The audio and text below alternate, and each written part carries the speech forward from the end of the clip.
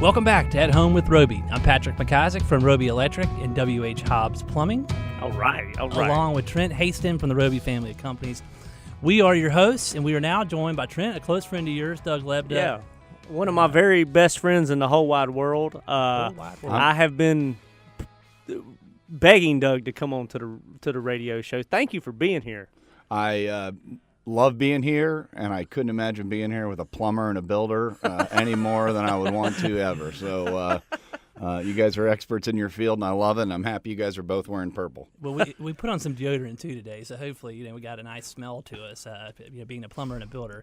You guys are looking sharp there. I mean, we're ready. This is our radio look, I will say. I wore one of a golf club Doug patronizes a good bit. I got this shirt when I was with him, and I wore it to flatter him, and the first thing he does is make fun that I'm wearing purple. so I don't understand. I guess my tricks are getting rusty. Hey, I said both of you are wearing purple. I think that was an equal you guys are very, jab. honestly, and it makes sense with Roby, too. You guys are pros, and I'm not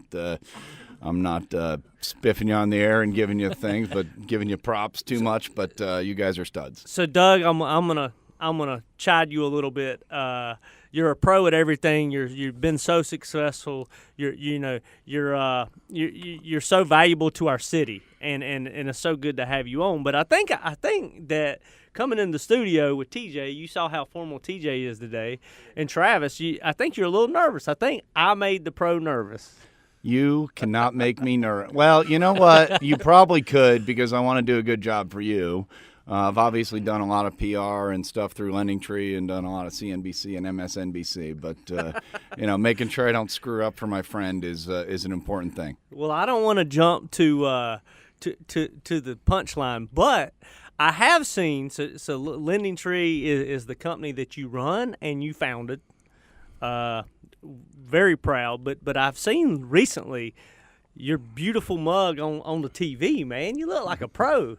Well, first off, you said before that I can do multiple things. I call myself the Hanson of the internet. I'm a one-hit wonder, but it's a darn good hit.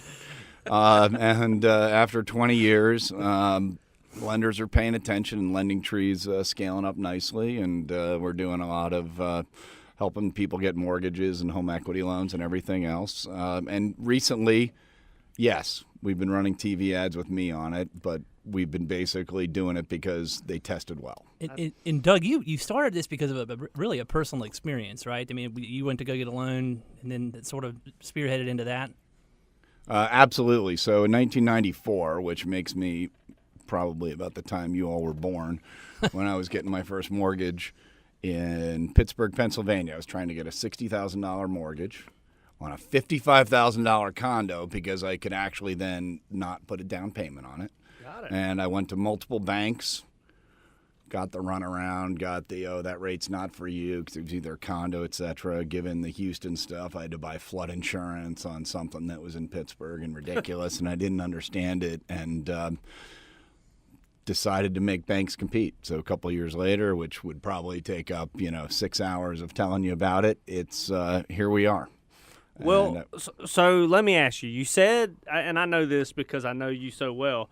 We originally met we're in a forum group together, so we know each other intimately. We tell war stories and we laugh a lot and have a lot of fun. But I'm a big fan of Jim Collins. Love him or not, his philosophies in business. But you said you were in at Virginia Business School, and they room of 400 or 500, and they said who wants to run their own business? Is that so? It wasn't quite 400 or 500, but so when I was in business school, and I always hate to talk about myself, but I will. During my first year at Darden at UVA, I wrote the business plan for Lendingtree, rose a little bit of money, and I was debating at the time whether to take, speaking of Charlotte, an investment banking job with Nations Bank for the summer. Oh, wow. Or whether I go try to pursue Lendingtree. And Lendingtree at the time was named Credit Source USA, which was not a great name, but that's what it was. So at the end of that year, I had this job offer, and Jim Collins was teaching an entrepreneurship class. He let the first years come to the class, and he gave a speech that I could recite creepily about why you should be an entrepreneur. And obviously you followed that, and you guys have both followed that. And at the end of that day, I went home and sat down and wrote out a little decision tree, which reveals my geekness, and decided to move to Charlotte and give it a year. That was what we call in entrepreneurship an affordable loss. Give myself 1 year, and if it worked, it worked, and if not, I was going to go back and have to get a real job. Man, what year was that? That was 1996. It was the summer of 1997. And that's when you moved to Charlotte. That's when I moved to Charlotte. We set up shop in our spare bedroom and down in the Ballantyne area. I bought that house arguably on mortgage fraud because I was not really fraud. Come on, I was man. paying myself, but I was paying myself in stock. So I had a W-2 that said I was making like $80,000 a year, but none of it was in cash. Yeah. So it wasn't until I raised money in cash that we could actually pay ourselves. And it was interesting too because I had on our address my business card Suite 100.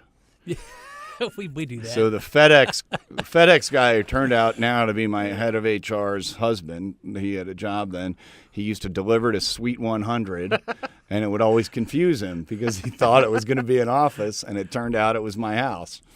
And this is now your head of HR's husband. It was the weirdest coincidence, and he actually, as an entrepreneur, kept newspaper articles on me through the years. And ended up marrying my head of HR, Claudette Hampton, who is now Parham, who is a wonderful, wonderful head of HR. Yep, I know Claudette. She's an excellent person. Does a good job for you and your firm. So you're glad to have Claudette. So Doug, other than the Nations Bank investment banking opportunity you had during the summer, what made you choose Charlotte? Charlotte, I was interviewing at the time with McKinsey & Company out of business school, and I met the city. I knew nothing about at the time banking or financial services, and there were a lot of people here who obviously did. And thankfully, we were able to hire a bunch of them who taught me the industry. My view on the industry really came in as helping consumers have banks compete. But I didn't know a lot about mortgages. I didn't know a lot about home equity. It turns out now we can save people considerable amounts of money on mortgages and home equity loans, and we're seeing home equity come back, and we can now verify savings for people, and hopefully it'll help your industry and certainly help ours. No, we appreciate lubrication to the home construction industry. That's always a valuable resource. Thank you. I think you're going to see tremendous changes in the industry as it goes from offline to online, and we're just seeing the early days of it now. Lendingtree coordinates about 2% of the mortgages in the United States, both refinance and purchase, a little less on purchase. But we're starting to see a mass migration to the internet, just like we've seen with travel and everything else. And I think it's going to lubricate, as you say, the entire industry and make it as easy to get a loan as it should be to get an airline ticket, or home insurance or whatever it is, as long as you're credit worthy. So Lendingtree has 2% of the home loan market. Is that correct? Yes. Because I know if you can stick around with us for a few more minutes, we'll talk about it. But Lendingtree has now grown into other sources of money. We have.